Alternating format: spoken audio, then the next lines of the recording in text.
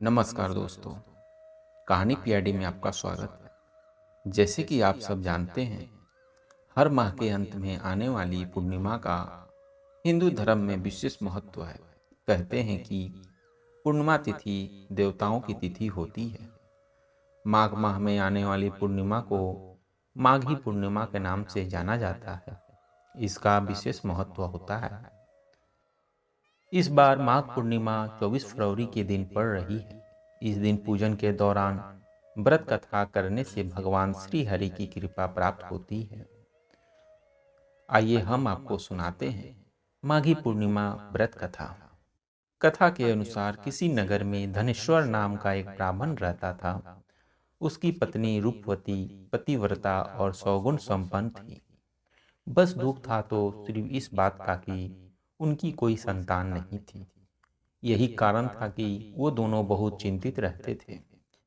एक बार उस नगर में एक महात्मा आए। वे नगर के सभी लोगों से दान लेते थे, लेकिन धनेश्वर की पत्नी जब भी उन्हें दान देने जाती तो वे उसे लेने से मना कर देते थे। एक दिन धनेश्वर ने उन महात्मा के पास जाकर पूछा, हे महात्मा, आप नगर के सभी लोगों से दान लेते हैं, लेकिन मेरी पत्नी के हाथ का दान क्यों नहीं स्वीकार करते? हमसे अगर कोई भूल हुई हो तो हम ब्राह्मण दंपति आपसे क्षमा याचना करते हैं। महात्मा बोले, नहीं प्रिय, तुम तो बहुत ही विनम्र और हमेशा आदर सत्कार करने वाले ब्राह्मण हो। तुमसे भूल तो कदापि नहीं हो सकती। महात्मा की बात सुनकर धनेश्वर हाथ जोड़कर बोला, हे मुनिवर, फिर आखिर क्या कारण है? कृपया हमें उससे अवगत कराएं। इस पर महात्मा बोले, हे वीर्य, तुम्हें कोई संतान नहीं है और जो दंपति निसंतान हो उसके हाथ से भिक्षा लेना अधम या पापी के हाथ से भिक्षा ग्रहण करने के समान है। तुम्हारे द्वारा दिया गया दान लेने के कारण मेरा पतन हो जाएगा। बस यही कारण है कि मैं तुम दंपति से दान स्वीकार नहीं करता। महात्मा के ये वचन सुनकर धनेश्वर उनके चरणों में गिर पड़ा और विनती करते हुए बोला, हे महात्मा, संतान न होना ही तो हम पति पत्नी के जीवन की सबसे बड़ी निराशा है। यदि संतान प्राप्ति का कोई उपाय हो तो बताने की कृपा करें। मुनिवर, ब्राह्मण का दुख देखकर महात्मा बोले, हे प्रिय, तुम्हारे इस कष्ट का एक निवारण अवश्य है। तुम 16 दिनों का श्रद्धा पूर्वक काली माता की पूजा करो। माँ प्रसन्न होगी तो उनकी कृपा से अवश्य तुम्हें पुत्र रत्न की प्राप्ति होगी। इतना सुनकर धनेश्वर बहुत खुश हुआ। उसने कृतज्ञ पूर्वक महात्मा का आभार प्रकट किया और घर आकर पत्नी को सारी बात बताई। पति पत्नी को महात्मा के द्वारा बताए गए उपाय से आशा की एक किरण दिखाई दी और धनेश्वर माँ काली की उपासना के लिए वन चला गया। ब्राह्मण ने पूरे 16 दिन तक काली माता की पूजा की और उपवास रखा। उसकी भक्ति देखकर और विनती सुनकर माँ ब्राह्मण के सपने में आई और बोली, हे धनेश्वर, तू निराश मत हो। मैं तुझे संतान के रूप में पुत्र रत्न की प्राप्ति का वरदान देती हूँ, लेकिन 16 साल की अल्प आयु में ही तेरे पुत्र का मृत्यु हो जाएगा। काली माता ने कहा, यदि तुम पति पत्नी विधि पूर्वक 32 पूर्णिमा का व्रत करोगे तो तुम्हारी संतान दीर्घ आयु हो जाएगी। प्राप्त काल जब तुम उठोगे तो तुम्हें यहाँ आम का एक वृक्ष दिखाई देगा। उस पेड़ से एक फल तोड़ना और ले जाकर अपनी पत्नी को खिला देना। शिव जी की कृपा से तुम्हारी पत्नी गर्भवती हो जाएगी। इतना कहकर माता अंतर ध्यान हो गई। प्राप्त काल जब धनेश्वर उठा तो उसे आम का वृक्ष दिखा जिस पर बहुत ही सुंदर फल लगे थे। वे काली माँ के कहे अनुसार फल तोड़ने के लिए वृक्ष पर चढ़ने लगा। उसने कई बार प्रयास किया लेकिन फिर भी फल तोड़ने में असफल रहा। तभी उसने विघ्नहर्ता गणेश भगवान का सुमिरन किया और गणपति की कृपा से एक बार वो वृक्ष पर चढ़कर फल तोड़ लाया। धनेश्वर ने अपनी पत्नी को वो फल दिया, जिसे खाकर वो कुछ समय बाद गर्भवती हुई। दंपति काली माँ के निर्देश के अनुसार हर पूर्णिमा पर दीप जलाते रहे। कुछ दिन बाद भगवान शिव की कृपा हुई और ब्रह्मा की पत्नी ने एक सुंदर बेटे को जन्म दिया, जिसका नाम उन्होंने देवी दास रखा।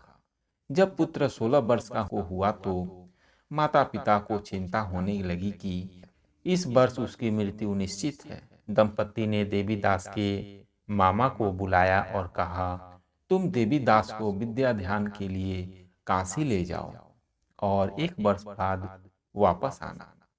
दंपति पूरी आस्था के साथ पूर्णवासी का व्रत कर पुत्र के दीर्घायु होने की कामना करते रहे। इधर काशी प्रस्थान के बाद मामा भाजे एक गांव से गुजर रहे थे। वहां एक कन्या का विवाह हो रहा था, परंतु विवाह होने से पूर्व ही उसका वर अंधा हो गया।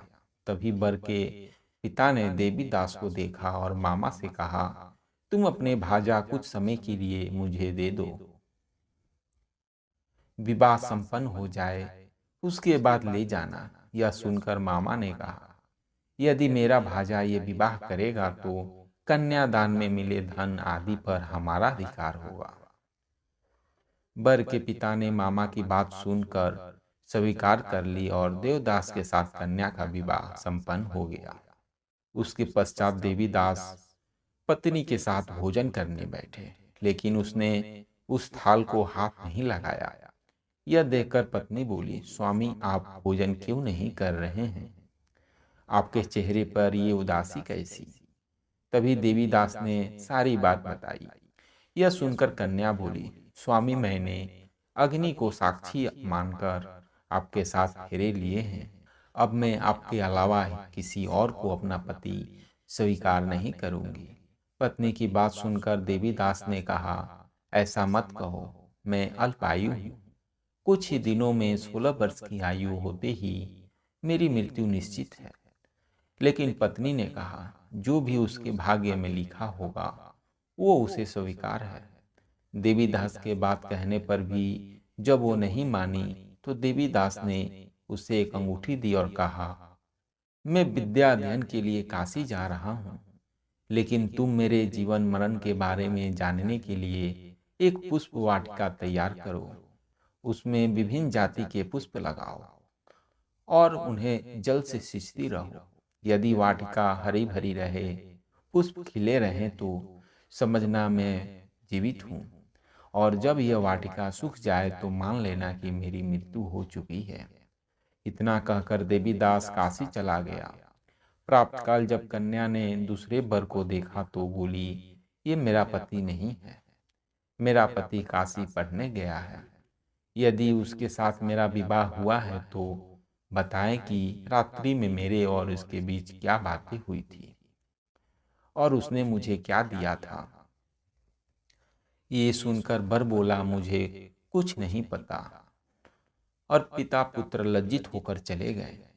उधर एक दिन प्रातःकाल एक सर्प देवीदास को डसने के लिए आया, लेकिन उसके माता पिता द्वारा किए जाने वाले पूर्णवासी व्रत के प्रभाव के कारण उसे डस नहीं पाया। तत्पश्चात काल स्वयं वहां आए और उससे शरीर से प्राण निकालने लगे। देवीदास मूर्छित होकर गिर पड़ा। तभी वहां माता पार्वती और शिव जी आए। देवीदास को मूर्छित देखकर देवी पार्वती बोली, हे स्वामी, देवीदास की माता ने 32 पूर्णिमा का व्रत रखा था, उसके फलस्वरूप कृपया आप उसे जीवन दान दे। माता पार्वती की बात सुनकर भगवान शिव ने देवीदास को पुनः जीवित कर दिया। इधर देवीदास की पत्नी ने देखा कि पुष्प वाटिका में एक भी पुष्प नहीं रहा। वो जान गई कि उसके पति की मृत्यु हो चुकी है और रोने लगी। तभी उसने देखा कि वाटिका पुनः हरी भरी हो गई है। यह देखकर वो बहुत प्रसन्न हुई। उसे पता चल गया कि देवीदास को प्राणदान मिल चुका है। जैसे ही देवीदास 16 वर्ष का हुआ, मामा भाजे काशी से वापस चल पड़े। रास्ते में जब वो कन्या के घर आया तो उसने देवीदास को पहचान लिया और अत्यंत प्रसन्न हुई। धनेश्वर और उसकी पत्नी भी पुत्र को जीवित पाकर हर्ष से भर गए। पौराणिक मान्यता है कि जो स्त्रियां श्रद्धापूर्वक पूर्णिमा का व्रत रखती हैं और कथा सुनती है, उन्हें संकटों से मुक्ति मिलती है और समस्त मनोकामनाओं पूरी होती है। दोस्तों, ऐसे ही पूर्णिमा की कथा और जानकारी पाने के लिए हमारे इस चैनल को सब्सक्राइब करें। धन्यवाद।